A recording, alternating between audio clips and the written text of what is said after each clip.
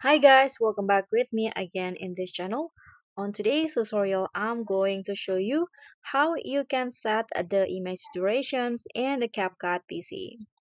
So if you want to set the same duration for each of images that you add into CapCut PC, this is what you're going to do. So first, you can just go to the settings.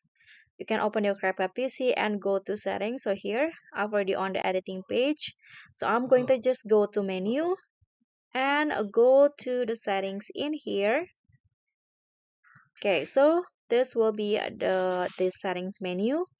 Click on the edit tab in here, and you'll see this is the image duration settings. So you can just select or set it in here. So for example, I'm going to set it to 3 seconds. So just delete and click on 3.